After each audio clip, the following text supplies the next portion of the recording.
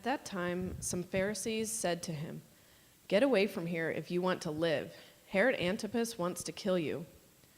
Jesus replied, "Go tell that fox that I will keep on casting out demons and healing people today and tomorrow, and the third day I will accomplish my purpose. Yes, today, tomorrow, and the next day I must proceed on my way, for it wouldn't do for a prophet of God to be killed except in Jerusalem. O Jerusalem, the city that kills the prophets and stones God's messengers, how often I have wanted to gather your children together as a hen protects her chicks beneath her wings, but you wouldn't let me.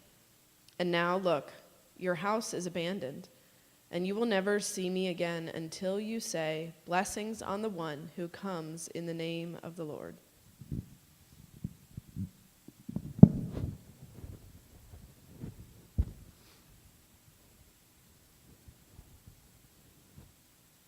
Have you been taking time to be reflective?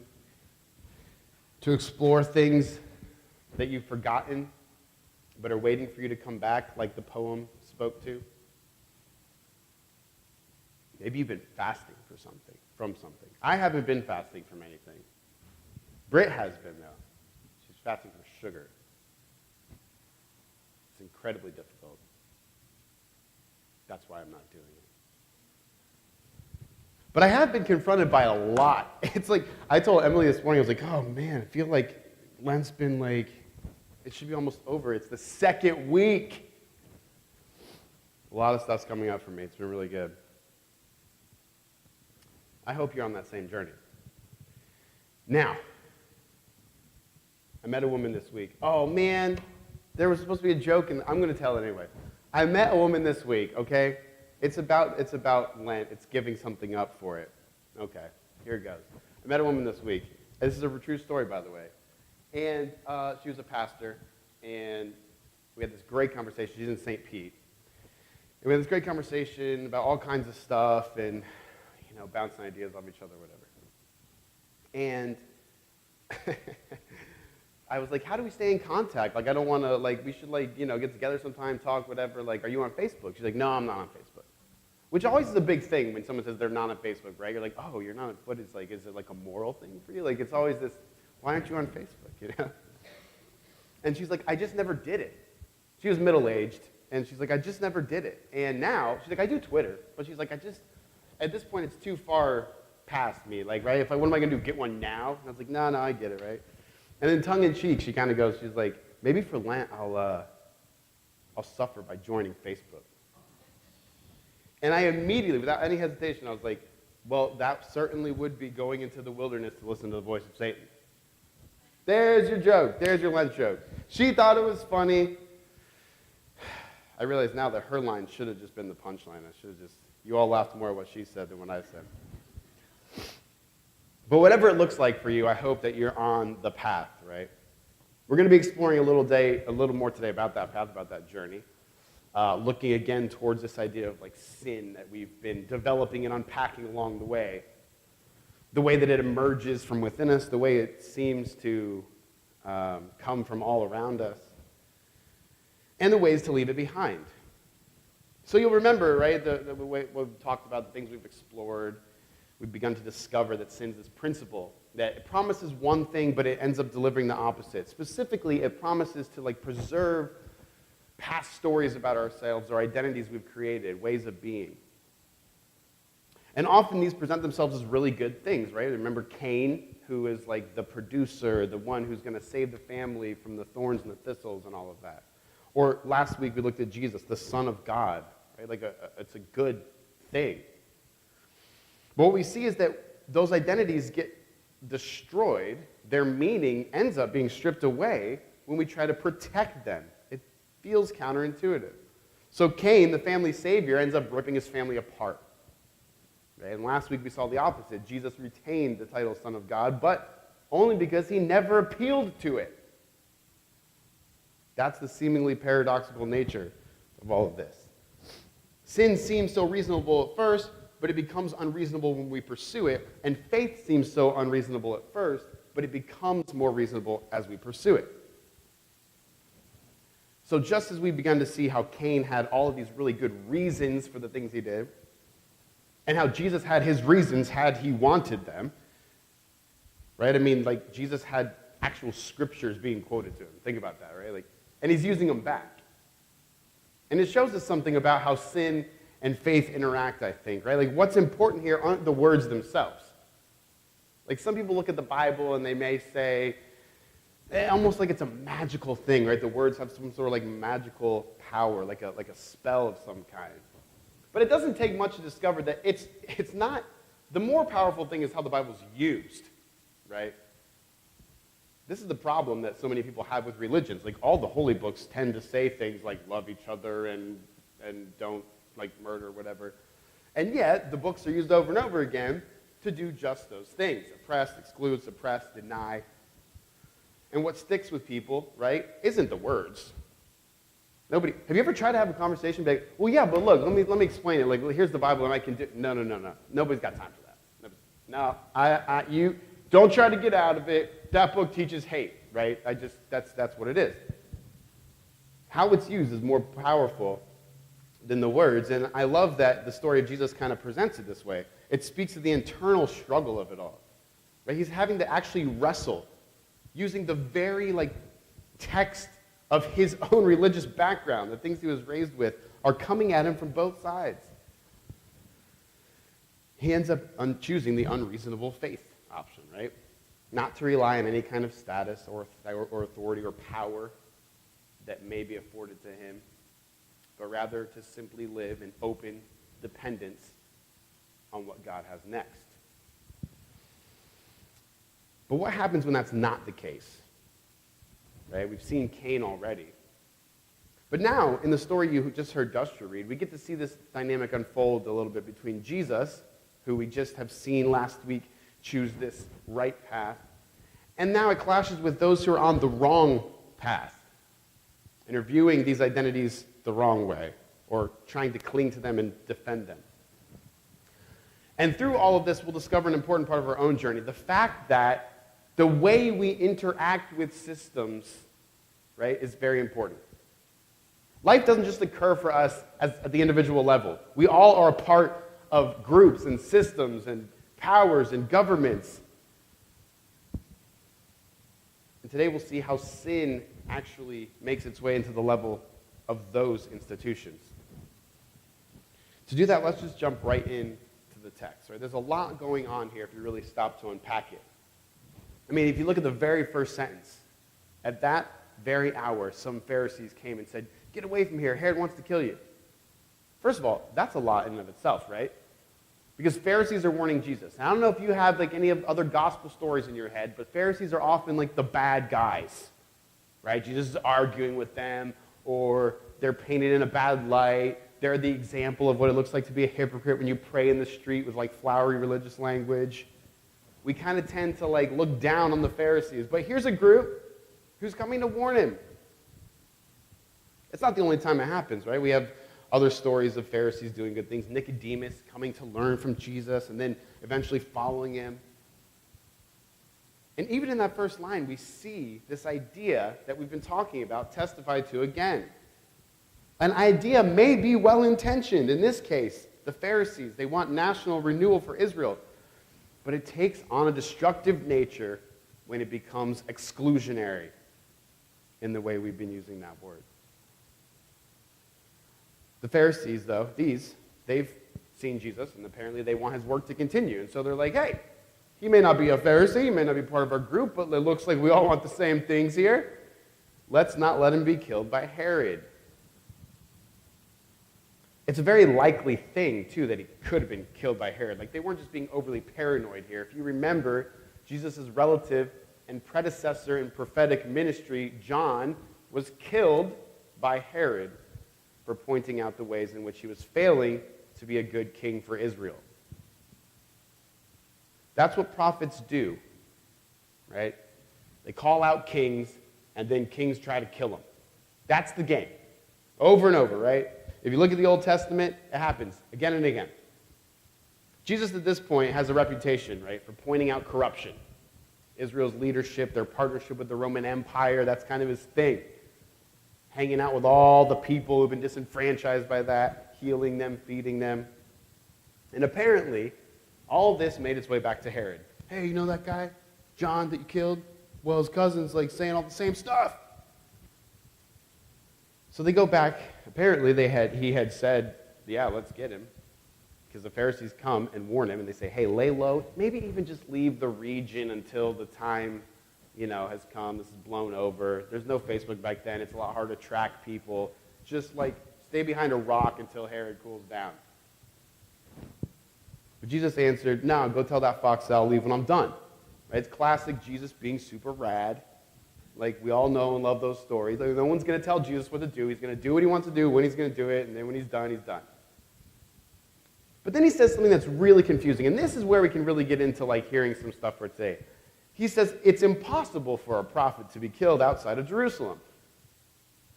The translation that Duster read from, kind of softened that blow a little bit, took a little bit. Thanks a lot, Duster, for really undoing everything I'm trying to do right here. No, I'm just kidding.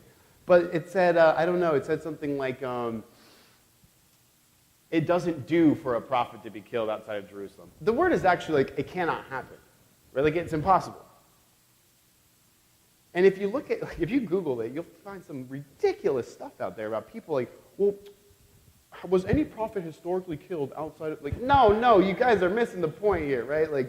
People take this stuff way in the wrong direction. What is it? Why would Jesus say, though, it is impossible for a prophet to be killed outside of Jerusalem? Before we answer that, he breaks into this prophetic announcement after that. Right? He says, Jerusalem, Jerusalem, the city that kills prophets, the city that stones those who are sent to it. I've wanted to gather you like children. I wanted to gather you like baby chicks gathered under their mother's wings. This prophetic statement is spoken from the perspective of God, right? It was a common format for the prophets. If you read the book of Isaiah, Jeremiah, Ezekiel, all of them, right, you'll hear, thus says the Lord, over and over and over and over. The prophet is the one who kind of his words give shape to God's will for the people. That's the whole idea. So Jesus goes from talking about himself to just speaking in the first person on behalf of God. And he says, in God's place to Jerusalem, I wanted you to come back as my children. I wanted to gather you up and tenderly hug you and kiss you, but you wouldn't have it. You kill everyone I've sent to you. O Jerusalem, you always stone those sent to you. Now, it's kind of funny when you think about it. If a people live in truth and justice and peace and equity and all the things the Old Testament called for, there's no need for a prophet, right? The prophet gives this call to get back in line. Come on, do the right thing. Don't do evil in the world. Do good in the world. Be a light to the nations. All those things, right? Get back on track. So if a community, a group, a people are engaging in evil, thus needing a prophet, then of course they don't want to hear the prophet. The prophet's got the toughest job in the whole world. Nobody likes to be told they're wrong. You're kind of doomed from the beginning. Think about this. If I go to another country and I say, man, America's got this problem, and it's got that problem, the people there might just be like, okay, dude, I'm sorry about that, whatever. Or, they may have watched, they may be more into the news, and they may be like, oh, yeah, I've heard about that, yeah. Or, yeah, that's how that interacts with that, whatever. But they probably aren't going to, get in an argument with you. Maybe, want to fist fight you. But if I come back here, right, and I'm like, man, America's got this problem, and this problem, and this problem, I'm going to start ruffling feathers, right? People are more prone to get riled up where they're from.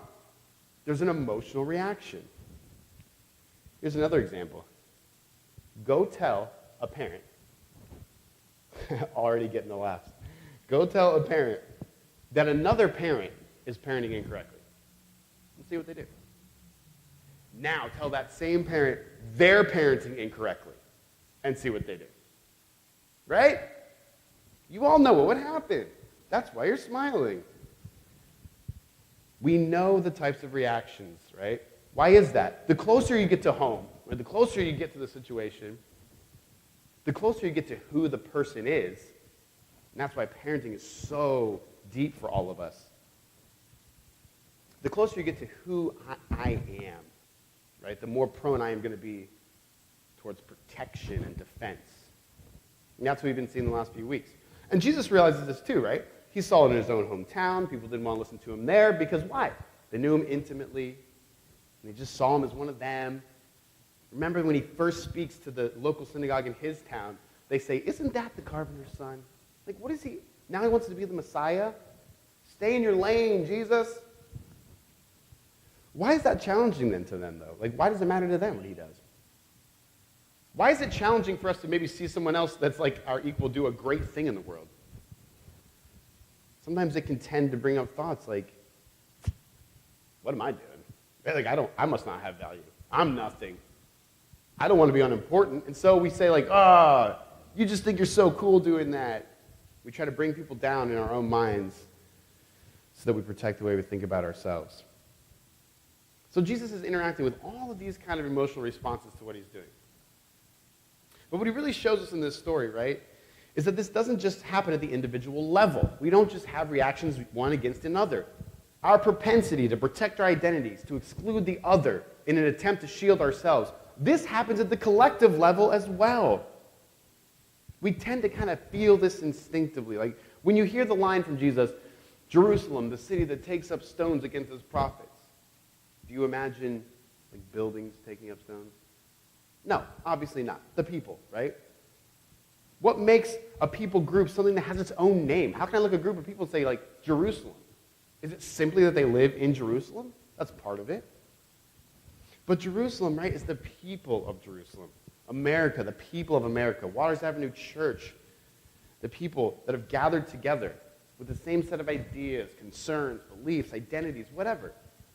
And out of that grows a shared identity. Right? From the individuals gathering together grows a group identity. Now think about this. If we've said that sin grows out of a protection from our storied identities, how do you think it happens on the collective level? Right? Like, think about people, the things we're capable of doing to each other, just one-on-one. It's only magnified, intensified, and greatened as it happens at the collective level. And so in Jesus' words, we see exclusion in full swing, right? A group that says, no, we don't want to be told that maybe the story we've told ourselves is wrong, so we'll kill you. Safest bet, kill you. Jesus' initial words begin to make a little more sense, right? It's impossible for a prophet to be killed outside of Jerusalem. I'm not, like Jesus says, I'm not done in this region. Herod can come get me if he wants. But I'm telling you, I'm Jerusalem's prophet, so I'll be killed in Jerusalem. A prophet can only be killed in the place of their prophecy, right? It's impossible for a prophet to be killed somewhere unless they're prophesying against that place. It's impossible. Right? Think about it. It's literally impossible for someone to be killed as a prophet unless they're in the place they're prophesying against. Because there would be no reason for people to get that angry about it otherwise. There's no reason to kill someone unless you feel the need to protect yourself. So seeing Jesus say this is really gut-wrenching, right? Because Jerusalem, if you've read any of the stories, it was this city. Like the identity it's trying to protect is a beautiful one, a city built on justice, equity, that cared for its poorest citizens, that took care of immigrants, that allowed nobody to become a tyrant through hoarding wealth. Like all of these things were commanded in their laws and supposedly practiced, but Jesus said, no, you missed it. You're not God's great city. You're not God's light to the world. You could be, but you're not. In protecting those things, I hope it's becoming predictable at this point, it was lost. But then look what he says, right? It's been so long that I desired to take you, little baby chicks. It's nurturing, it's loving, it's good seeking. Sometimes we tend to think of the prophetic voice as angry and vitriolic. Thus says the Lord, you'll be destroyed if you don't do as I say. It's not exactly it. It's more like, please don't destroy yourselves. Please don't. I don't want that. Jesus calls to Jerusalem, please turn around. It's not too late. But it's getting really close. And of course, we know they ultimately revolted against Rome and were destroyed just a generation later. It's devastating, but in many ways, sadly, it's all too familiar. And so, it's Lent. A time of reflection, repentance, a time to shoulder responsibility, a time to listen to the voice of the prophetic. So I want to draw out two applications, right? First, we have to listen to the voice of the prophet. And as we saw, the prophet is the one who arises naturally from the group's need. It's what the group needs but doesn't want to hear that it needs. It's impossible for a prophet to be killed outside Jerusalem. So who is prophetic for you? What voice is speaking that you desire to exclude? Let's take it to the collective. That's the point of this text. Let's ask it for ourselves today. Where are our prophetic voices? A good place to start to find that is, well, who are we killing? Right? I mean, a prophet can only be killed by the group it's prophesying to. Look at Hebrews chapter 11, this great list of all of these faithful people, and they were all killed for it. Abel, whose blood is crying out from the ground.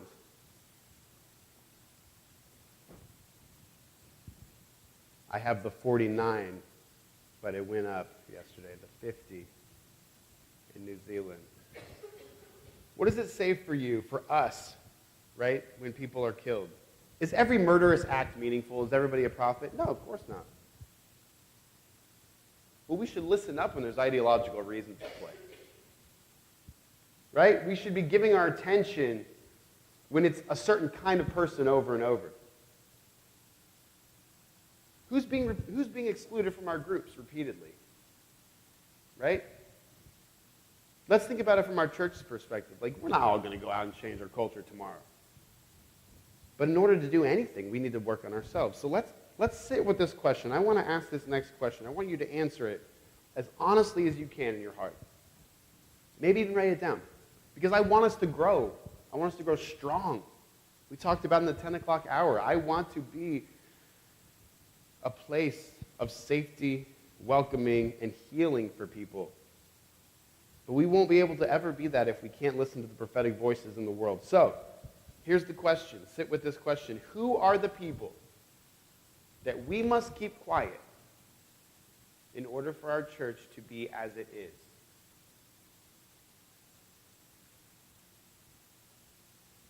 Who are the people that we must keep quiet in order for us to remain as we are?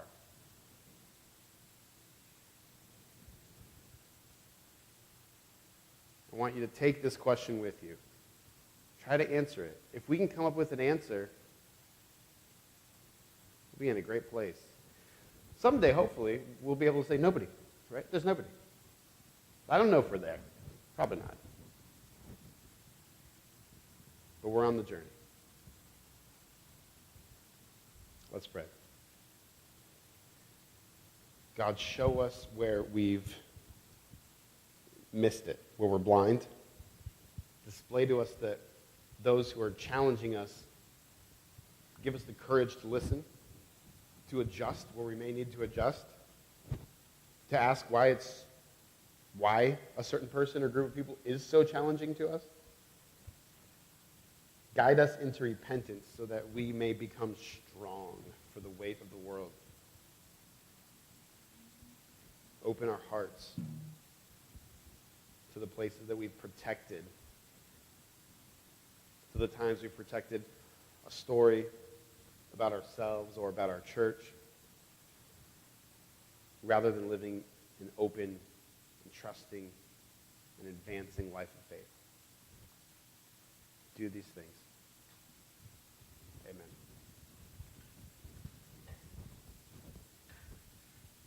On the night Jesus was betrayed, he took bread and wine for the Passover meal, and he blessed them, and he gave thanks for them, began to hand them out to everybody, to begin a shared meal.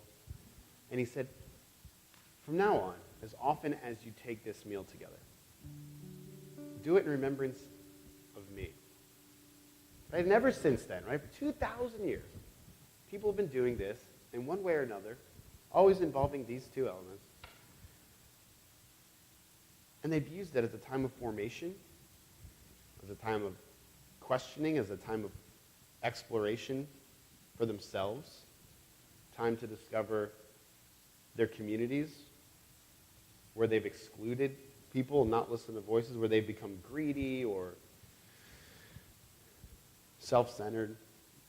Right? And early on, everyone struggles with this. The Apostle Paul talked about this meal at one point in one of his letters, and he's like, man, some of you get together these meals, and the rich have all their great food, and the poor have all their bad food, and you like hide the good stuff from the poor so that you don't have to share it with them. And he's like, you are literally undoing everything this table is about. I mean, I can't really, he's harsh language, let's just say that. You are destroying everything that we're building here, just because they wouldn't share like the same food with each other. But that's what this is, right? It's a binding time. And it's a time that speaks to the future binding we want to have. Relationships that heal, that connect us. So think about that as we take this together. Dwell on that. Answer the question, if you can, who must you keep quiet to remain as you are? And hopefully you'll discover something beautiful. Let's partake together.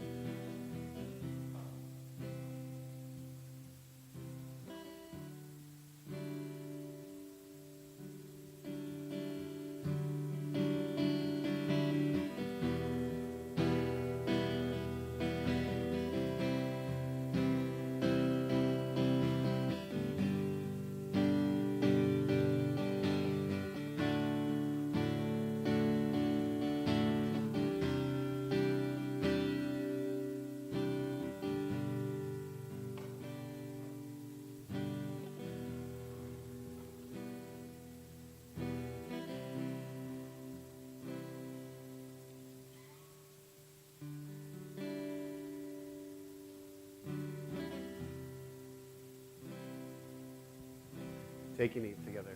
Take and drink.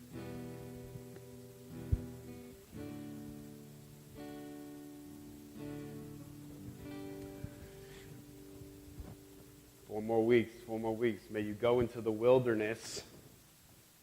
May you explore. May you find something.